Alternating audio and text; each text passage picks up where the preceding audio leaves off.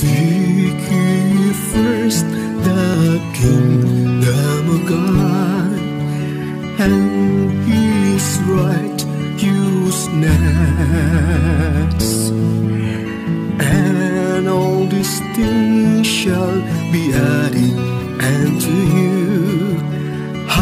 Ay nakita ko ang isang poster ng Piaris na nakalagay doon 3-in-1.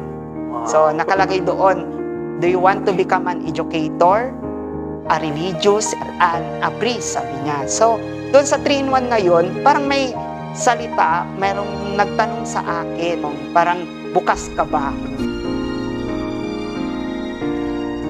We walk with the children, we educate them, we proclaim their good news. We walk with the children and help transform their lives. This mission we treasure within our hearts because we have you. Vocation 101. Mga kapatid, ito po ang napiliting pamagat sa linggong ito, the 5th Sunday in Ordinary Time, Vocation 101. Siguro, magtatanong tayo, bakit naman, Father, ganun ang napili niyong pamagat ngayon sa linggong ito? Alam niyo mga kapatid, pag sabihin kasi natin 101, napaka-common eh. 101, napaka-basic eh. 101 palang sinasabi ng ating mga kapatid natin, lalo mga kabataan, kailangan pa bang i-memorize yan? At may ugat din po siya. At ito nga yung napili nating pamagat dahil nating ebanghelyo ngayon ay ayon sa ebanghelyo ni St. Luke chapter 5 verse 1 to 11. Vocation 101. At mga kapatid, bago po tayo magpapatuloy sa ating pagbabagian, walang sawang pasalamat sa inyong lahat na naging kabahagi at nagbabahagi, na nagkukomento, nagla-like sa Music of the Gospel Sunday Reflection. Again, kayo din po ay naging inspirasyon namin sa aming bukasyon, sa pag-aalay namin ng aming buhay, sa pagiging isang reliyoso, pagiging isang pare. At ito din po ay patuloy naming pinapalalim, kagaya ng ebanghelyo natin ngayon. Sinabihan ni Jesus ang mga alagad niya, pumulaot kayo, go to the deep, mabuhay. At ang atin din po napili ngayon na Music of the Gospel song ay walang iba. Ito din po ay sinusulat ko. We Have You, at ina-arrange ito ng aming mga kapatid na mga seminaryan. Thank you, God, for giving us His people. Thank you, God, for bringing them to us. They are the heartbeat of our journey. They share joyfully their life to us. Thank you, God, for giving us His families. Maraming salamat, Father Lily, sa muling pag-imbita sa akin, sa inyong patimpalat nitong Music of the Gospel. At higit sa lahat, ako rin po ay nagpapasalamat sa lahat ng mga nanunood sa atin ngayon, sa inyong mga tagapagsubaybay. Maraming salamat po. At nawa sa aming pagbabahagian ay kayo rin po ay mabiyayan at mabigyan ng grasya tulad ko na ako rin ay nagumpisa sa ganitong aktibidades. At ang aking bukasyon ay nawa ay maging inyong tugon din para mag-go to the deep din.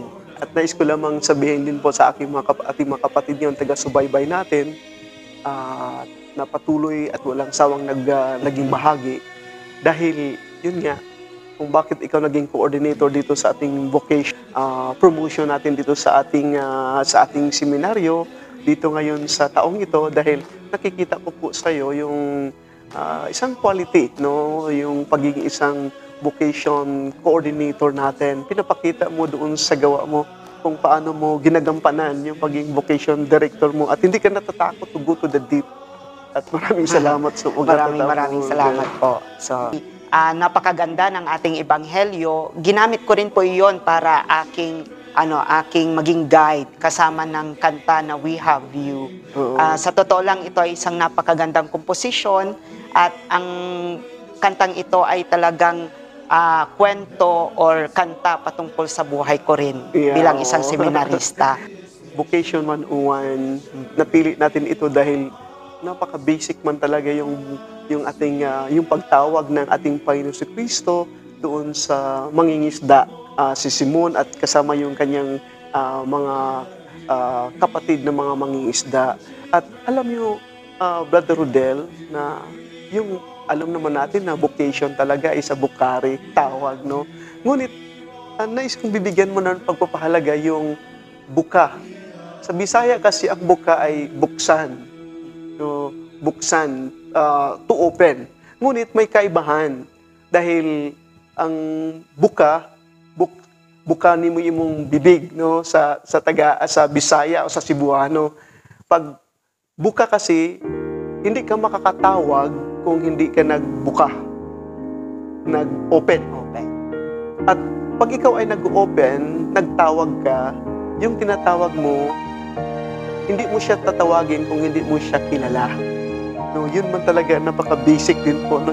That's why sinasabi natin Vocation 101 dahil yung pagtawag, kagaya sa ating karanasan, sa ating mga magulang, sa ating mga nanay, pag tinatawag tayo, hinahanap-hanap tayo dahil napakahalaga tayo, napakamahal tayo. Wala pong tatawag sa atin, wala pong maghanap sa atin kung yung isang taong naghanap sa atin walang malasakit, walang pagmamahal.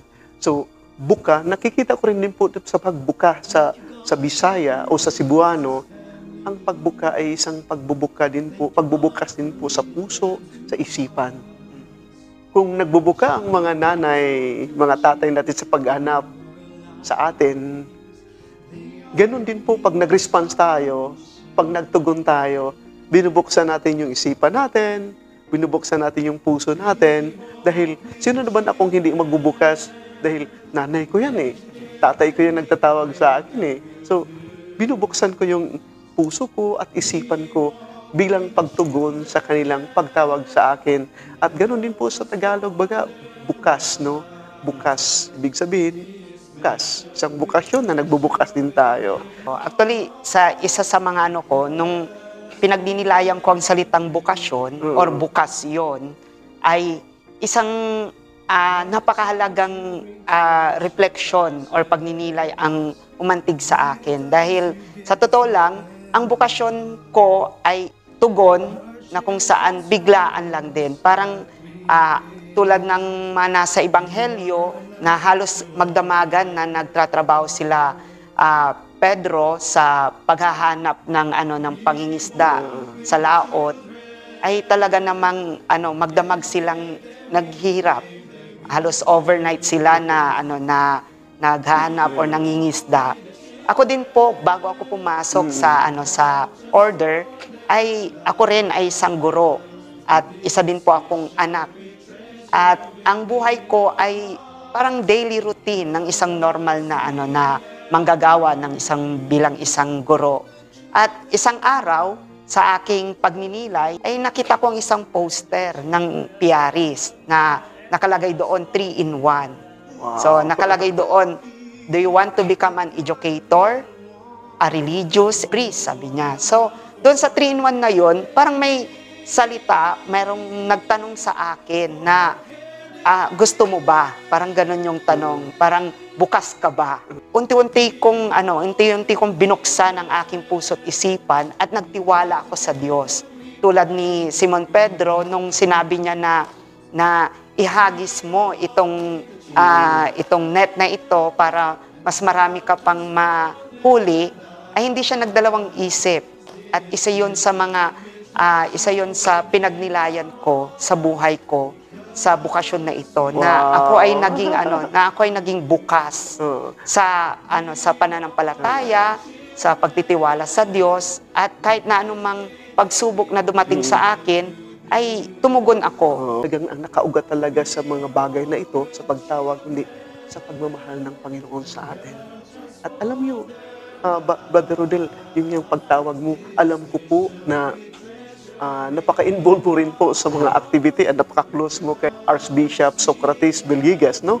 At alam ko po, kahit ka nagtuturo pa, hindi mo pa nakita yung hindi mo nakita yung poster na yun, yung 3-in-1 na yun, Ngunit, there is something na kaalaman mo tungkol sa Diyos at yung pagtuturo mo sa mga kabataan, no?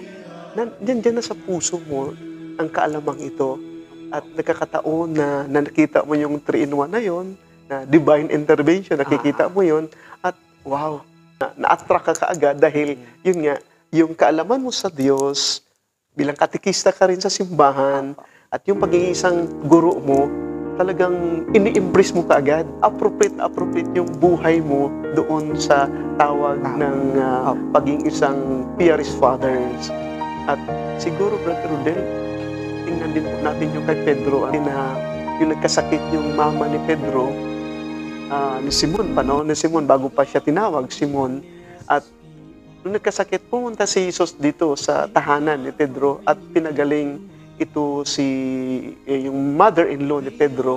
At siguro nakikita ko dito. Dito yung natutunan ko rin sa aking professor nung una, ngayon ay Cardinal Ambo David, no?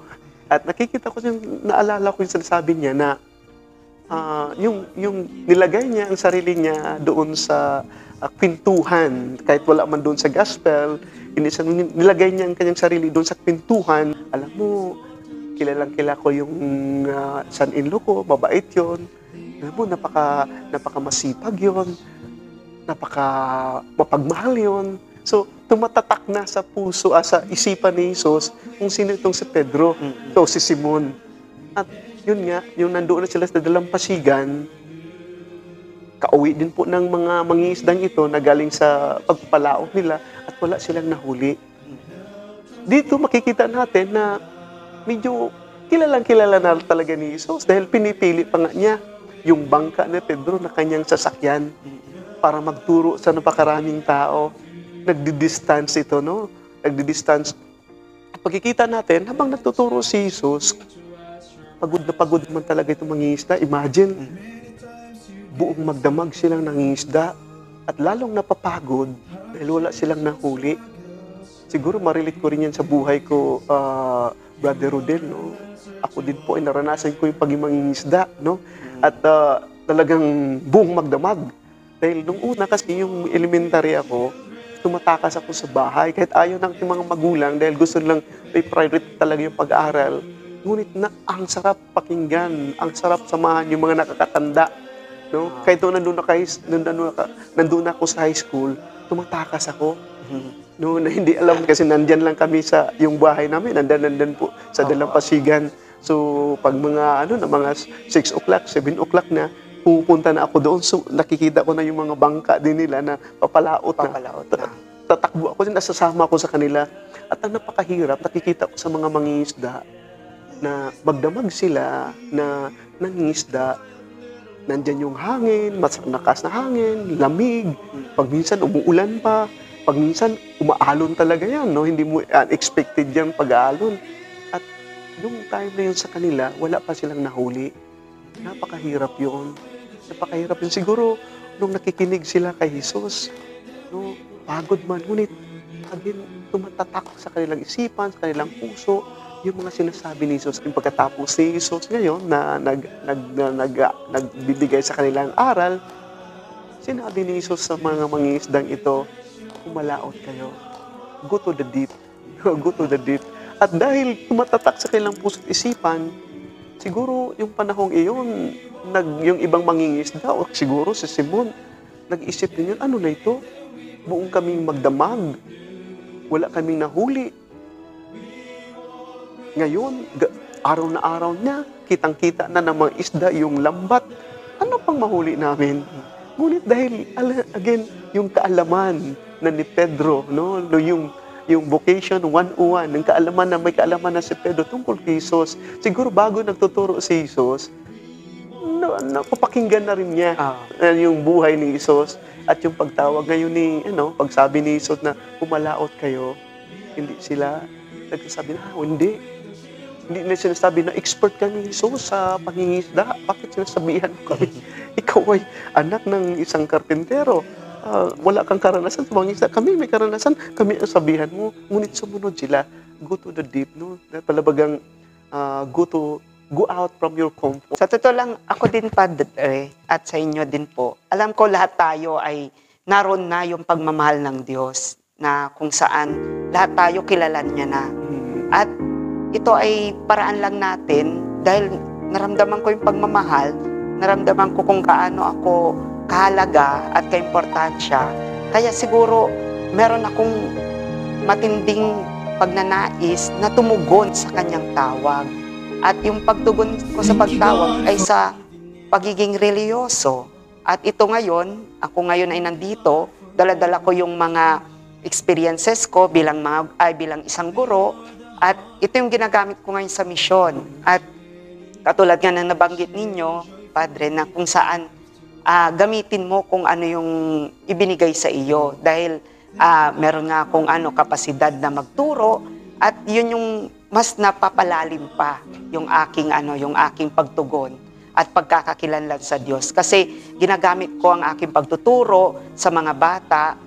Noon ako'y nagtuturo sa classroom, pero ngayon mas napalawak pa yung aking pagtuturo dahil meron kaming Saturday Workshop Apostolate na kung saan sa mga peripheries nagtuturo kami, at marami akong natututunan, marami akong nakukuha sa kanila. Alam mo, Brother Red, yung sinasabi mo, ito yung sinasabi siguro ni Jesus din po, go to the deep. Hindi pa din po madali yun kasi, yun nga, go out from our comfort, kasi pag nandyan lang tayo sa dalampasigan, malapit lang tayo doon sa, doon malapit sa dalampasigan, parang satisfied na ako dito, comfortable na ako dito, bakit pupunta ba ako doon? Ngunit, hindi tayo makakahuli pag nandoon lang.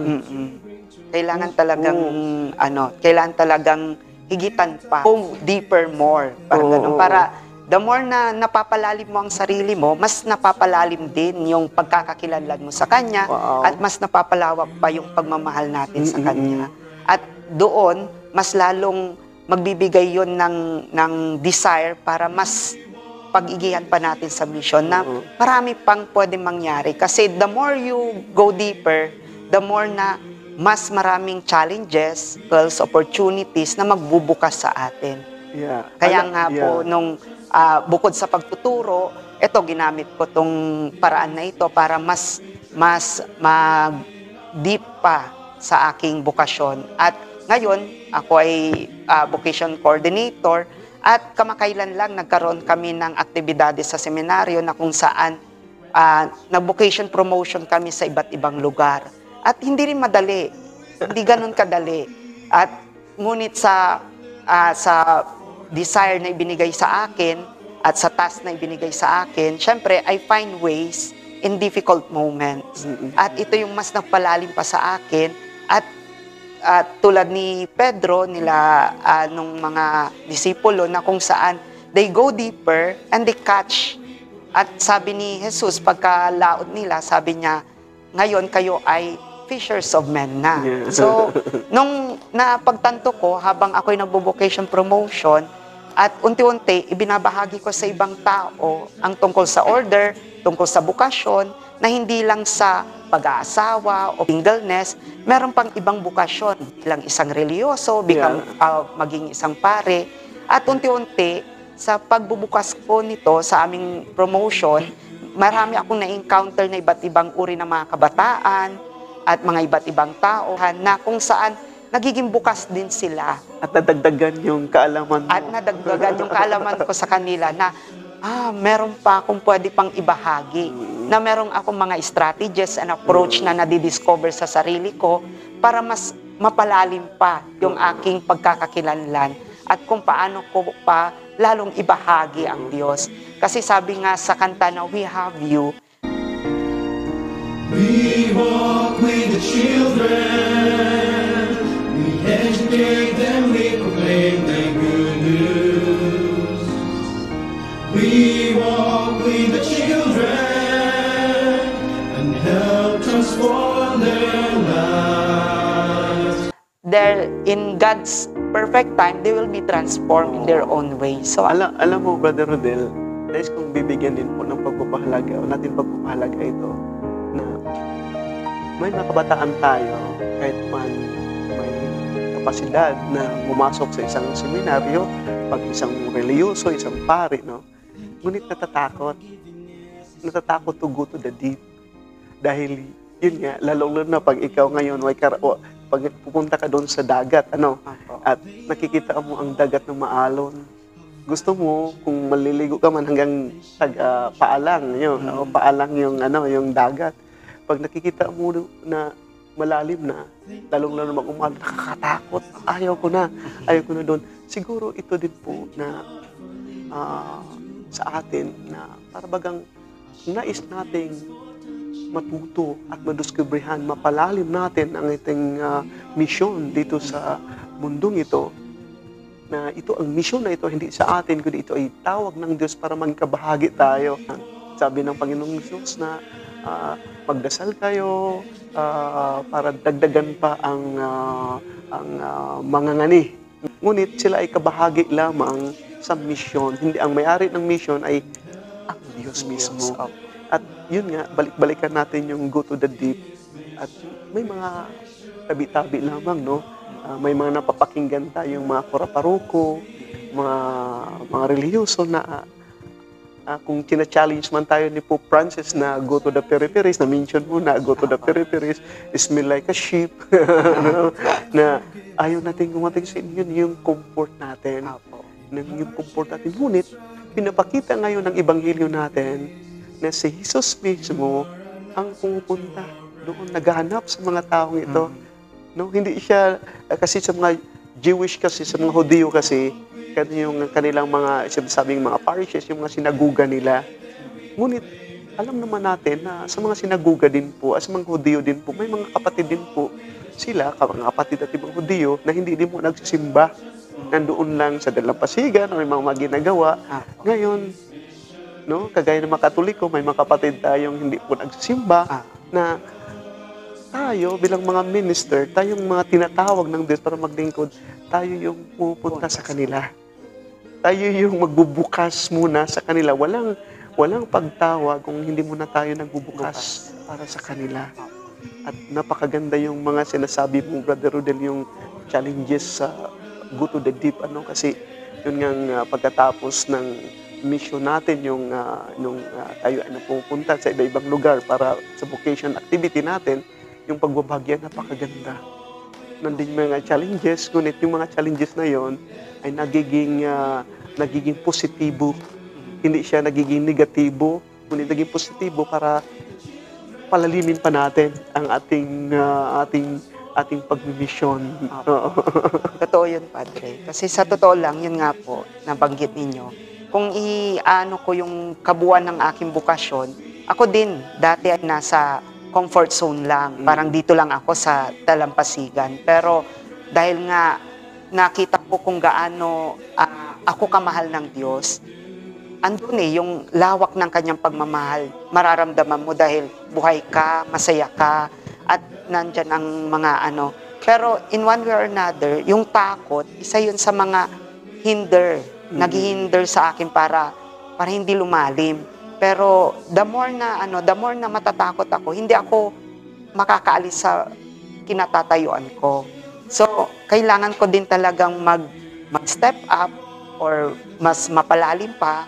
Kailangan kong anuhin yung takot na iyon. Kasi kapag yung takot na iyon ay naging sa akin, magiging sagabal siya sa pag-grow ko, sa aking pagmamahal sa Diyos. Pero kapag talagang naramdaman mo ang pagmamahal niya, mararamdaman mo na andyan siya lagi, nagtitiwala ka sa Kanya, walang obstacle na hindi mo kayang lagpasan. Kasi the more na nagdidip ka sa pananampalataya mo, the more na maraming challenges. So ibig sabihin, kailangan din talagang embrace itong mga challenges na to para mas mapalalim pa. Wow. Kasi nga, yun din po, at sa pagpapalalim natin, marami tayong nakikilala na mga tao na itong mga nakikilala natin, parte din sila ng pag-grow ko. Kaya yung mga taong na-encounter ko na sinasabi na hi, hello lang, pero in one way or another, it's an encounter between the divine. Na, yun nga po na naging dahilan sila para ako mismo mas mapalalim pa yung bukasyon ko at mas makilala ko pa ang sarili ko. At pag nakilala ko yung sarili ko, despite na hindi ko to kakilala itong taong na to, Pero hindi ako natakot. Mm-mm. At napalalim ko pa yung relasyon ko sa kanya or sa mga taong ito. At yun yung witnessing na sinasabi na nag-transform din tayo in one way or another. Through simple witnessing, nagiging evangelization siya. Alam mo, Brother Rodel, napakaganda din po yung pag tinitingnan natin, minimension mo rin, no? Yung awiting, we have you, nandyan yung to educate, to proclaim, at to transform. At ito'y napakaganda din po dahil, yun nga, tinatawag tayo ng Diyos, hindi lang tinatawag tayo na maging passive. Tinatawag tayo ng Diyos, again, nandun na yung pagmamahal niya. At tinatawag tayo dahil gusto ng Diyos na maging meaningful. May purpose yung buhay natin. Siguro, makikita natin yung sa purpose ng buhay natin, kilalanin, you have to go to the depth of ourselves. Hindi lamang hanggang sa isipan tayo. No, go to the depth of ourselves. We have to reflect more of our own capacity. We have to dig, because there is something there that makikita natin ang purpose ng Diyos sa buhay natin. I-invite po natin, ano mo yung mensahe mo sa ating mga kapatid natin, lalo na sa mga kabataan natin, no? na may kapasidad na tinatawag sila ng Panginoong Diyos, ngunit natatakot sa to go to the deep. At para sa mga manunood natin diyan, at lalong-lalo na para sa mga kabataan, tandaan ninyo na laging andyan ang Diyos. Ang Diyos ang unang nagbubukas sa atin. At sana sa pagbubukas niya, tayo din ay merong bukas na isipan at puso para tanggapin siya. At kapag tinanggap natin siya, tandaan natin din na merong kaakibat na responsibilidad ito. At sa responsibilidad na ito, huwag tayong matakot na mapalalim pa ang ating pag-unawa at pananampalataya sa Kanya. Dahil sa pagpapalalim, lalo nating mararamdaman ang Kanyang pagmamahal. So, muli, maraming salamat, Napakaganda Padre. po, Brother Rodel. Vocation 101, alam ko po na sa pamagitang ito, kung mapakinggan ito ng ating mga kabataan natin, alam po na papatak din po sa kanilang isipan sa puso nila, ano nga ang bukasyon ko? At ipagdasal natin yung mga bata ngayon, no? At Brother Rodel, maraming salamat. The music of the gospel, Sunday reflection, the Father, the Son, and the Holy Spirit. Amen. Who is there to hear the cry of little one? For the hope for